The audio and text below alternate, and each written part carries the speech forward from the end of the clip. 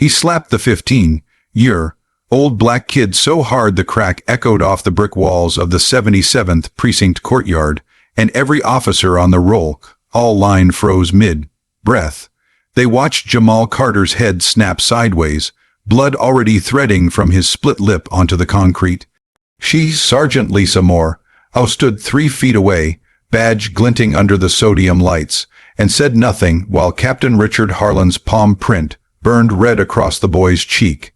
He, Harlan, growled, "Next time you run, I'll do worse," then turned back to the formation like the moment had never happened. They, the 24 cops in the yard, filed inside without a word, boots thudding in perfect rhythm.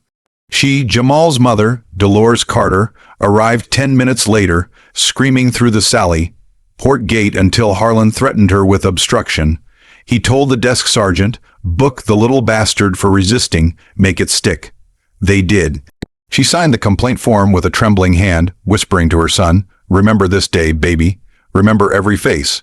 He, Jamal, stared straight at Harlan and said, loud enough for the whole lobby to hear, "One day I'm going to own this place and you'll be begging me for a job." They laughed. Harlan, the desk sergeant, the 2 transport officers, laughed until the holding cell door clanged shut. If you're watching this from Chicago, London, Mumbai, or anywhere the badge still thinks it's above the people, drop your city in the comments right now and keep reading, because what happened next rewrote the rulebook on power.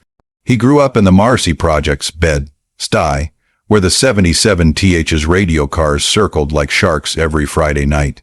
She, Dolores, worked double shifts at Kings County Hospital, mopping floors so Jamal could stay in the magnet program at Brooklyn Tech. They told him school is the only ticket out, but the ticket felt counterfeit the night Harlan's hand crossed his face.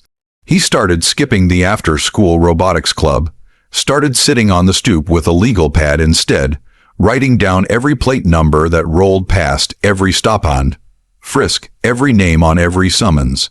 She found the pad one morning, pages crammed with dates, times, descriptions, white shirt, gold shield, scar on left knuckle, Harlan. He told her, "I'm building a file, Ma, evidence." They, the older heads on the block, warned him, "You can't fight City Hall with a notebook, lil man." He answered, "Watch me." She enrolled him in a weekend paralegal course at Medgar Evers College when he turned 16. He aced it, then talked his way into John Jay College of Criminal Justice on a full ride. Trustee scholarship nobody in the projects had ever seen. They whispered, "Kid's either gonna be a lawyer or a legend." He graduated summer at 20, took the LSAT, scored 178, and turned down Harvard to stay close to the 77th. She asked, "Why not get as far from that precinct as possible?" He said, "Because I'm coming back to buy it." He landed at the Brooklyn DA office, rookie Ada, lowest on the totem pole. They assigned him misdemeanor court, Part C, where the same faces from the 77th rotated through with the same weak cases. She, Ada Carter now, watched Harlan's name pop up on discovery folders. Excessive force complaints buried, body cam footage corrupted, witnesses intimidated. He started pulling strings, requesting old files under FOIL, cross-referencing with his childhood notebook. They noticed he got the first threatening call at 2:17 a.m., blocked number, gravel voice, "Drop the fishing expedition, college boy, or we'll drown you in the East River." She, his mother, begged him to transfer to White Plains, Westchester, anywhere safer. He told her they drew first blood. "I'm just collecting interest." They escalated. Tires slashed outside 120 Schermerhorn, brake lines cut on his used Acura. He installed dash cams, home cameras, wore a body recorder under every suit.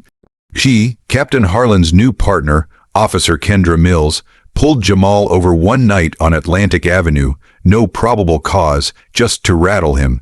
He live streamed the stop to a private server, asked for her badge number on camera, then filed an IG complaint before she reached the precinct. They suspended Mills for 3 days paid vacation. He sued the city for the pattern, federal court, Southern District, under 42 U.S.C. 1983. She, the Corporation Counsel, offered $75,000 0 to make it disappear. He countered, "I want the 77th Precinct's budget line itemized for 5 years, every dime." They laughed again until the judge granted discovery. He quit the DA after 2 years, hung his shingle on Court Street. Carter and Associates, Civil Rights. They, the old guard at the 77th, called him the nuisance. He took every brutality case they mishandled, won 7 figures on the first jury trial, then reinvested every cent into a data company, Precinct Analytics, LLC. She, a Wharton MBA candidate he met at a police reform panel, became his COO, built algorithms that scraped NYPD misconduct payouts, mapped them against precinct commanders' promotion timelines. They discovered Harlan had buried 32 complaints to climb from lieutenant to captain. He leaked the data to the Times, the Daily News, ProPublica. Anonymous drop, encrypted signal. They opened an internal probe, but the PBA lawyered up, stonewalled. He ran for city council, District 36, on a single pledge. "I will defund the protectors who protect only themselves." She Dolores canvassed every senior center, every bodega, telling the slap story until her voice cracked. They said a 26-year-old couldn't win against the machine. He won by 312 votes.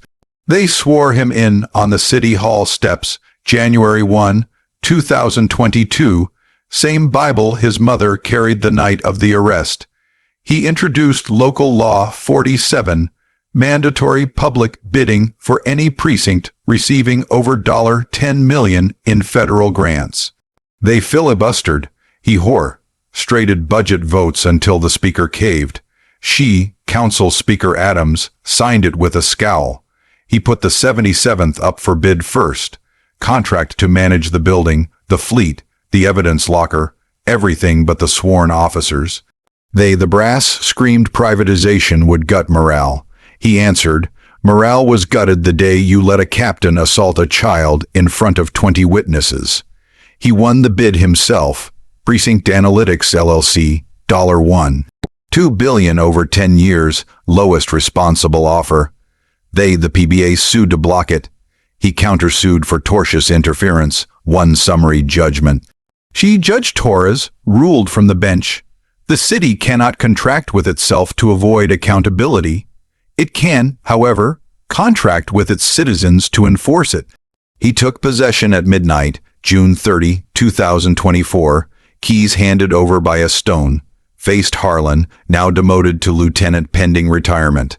They watched Jamal, 30 now, suit sharper than any dress uniform, walk the same courtyard where the slap landed. He stopped at the exact crack in the concrete, pointed to it, told the assembled officers, "This is where the new contract starts. Body cams on, cloud storage off-site, every use of. Force reviewed by civilian board within 24 hours. Step out of line, you're gone. No arbitration, no second chance." She, Kendra Mills, now a detective, asked, "What happens to the captain?" He looked straight at Harlan and said, "He can apply for security guard at the front desk. Starting wage, $22.50 an hour." They gasped. He continued, "Or he can take the early retirement package I negotiated. Full pension, but he reports here every Monday to mentor cadets on de-escalation. His choice." Harlan chose retirement. She, Dolores, cut the ribbon on the renovated community room named after her son. He installed glass walls in the all room so the block could see inside, installed suggestion boxes that fed straight to his phone. They, the officers who stayed, grumbled at first, until crime in the 77th dropped 43% in the first year, overtime slashed, lawsuits down to 0. He expanded the model, bids in Detroit, Atlanta, Camden. They called it the Carter Protocol. She, a reporter from BBC, asked him on live TV, "Do you feel vindicated?" He answered, "Vindication is when no 15-year-old ever gets slapped again. We're not there yet." Drop your city below if you want the Carter Protocol in your precinct. Share this if you believe one notebook, one slap, and 15 years of grind can flip the system. Subscribe, because the next chapter is the federal rollout. And Harlan just applied for that security gig. He slapped the boy.